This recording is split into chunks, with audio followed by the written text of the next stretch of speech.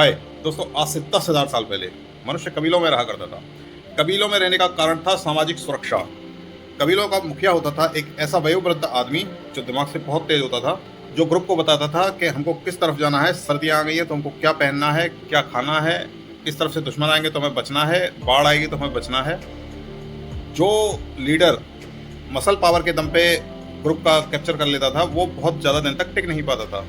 उसका पड़ोसी कबीला आके उसको हत्या कर देता था अगर वो ब्रेन से काम नहीं लेता था। दिमाग से काम लेना ही राजनीति का पहला उसूल होता है। कबीले खत्म हुए, कबीलों के बाद में धीरे धीरे राज्य बन गए, राजाओं का राज आ गया। राजा भी वही टिक पाता था जो शारीरिक रूप से और दिमागी रूप से तेज होता था, जो नेगोशिएशंस करना जानता था, आसपास के राज्यों से बना के रखता था। अगर वो बना के नहीं रख पाता था, नेगोशिएशंस नहीं कर पाता था, तो आसपास के राज्य आके उस पर हमला करके उसके राज्य को कैप्चर कर लेते थे, लोगों की हत्याएं कर देते थे, औरतों को किडनैप करके ले जाके अपने हरम में रखते थे। धीरे धीरे हम मुगल काल की तरफ बढ़े।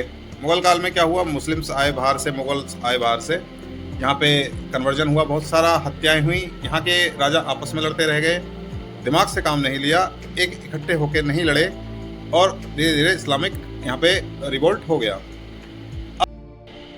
फिर दोस्तों दौर आया अंग्रेज़ों का। अंग्रेज़ों ने मुगल्स को भी पेल दिया, उनको भगा दिया, और अंग्रेज़ों ने यहाँ पे शासन किया, क्योंकि मुगल भी दिमाग से काम लेना उन्होंने बंद कर दिया था। टाइम गुलाम के बाद में हमको डेमोक्रेसी मिली।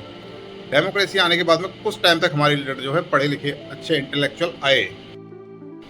ये संदर्भ में दे रहा हूँ अभी रिसेंटली सिलेक्टेड सीएम सम्राट चौधरी के बारे में। ये 7वीं फेल है, और इनके अपोनेंट जो हैं वो आप ये समझ रहे होंगे कि वो बहुत ज़्यादा पढ़े लिखे हैं, वो 9वीं फेल है। तो 7वीं फेल वर्सेस 9वीं फेल का कंपटीशन हो रहा है, इसमें 7वीं फेल जीत गया।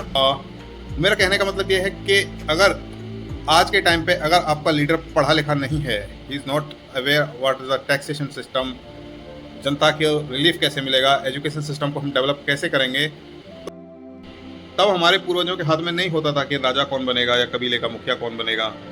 आज हमारे हाथ में है। डेमोक्रेसी की यही खूबसूरती है कि हम कम से कम ऐसा लीडर चुनें जिसको टैक्सेशन सिस्टम पता हो, जिसको पता है कि आज का नहीं, आज से 20 साल बाद इंडिया कैसे डेवलप करेगा, बिहार, राजस्थान, गुजरात, उत्तर प्रदेश, मध्य प्रदेश, महाराष्ट्र, असम, ये सब कैसे डेवलप करेंगे। आज से 20 साल बाद भविष्य क्या है, 20 साल बाद भविष्य एजुकेशन का है, तो एजुकेशन पे फोकस करना है। पावर सप्लाई कैसे होगी, पावर के हम अल्टरनेट सोर्सेज खोज सकें, ग्रीन सोर्सेज खोज सकें जिससे पॉल्यूशन कम हो, ट्रांसपोर्टेशन अवेलेबल हो सके। तो इस सब चीज़ पर काम करें जिसके पास दिमाग हो। ठीक है, तो दोस्तों अगर आप ऐसा लीडर चुनते हैं तो डेफिनेटली आपका फ्यूचर जो है डार्क हो सकता है। थैंक्स।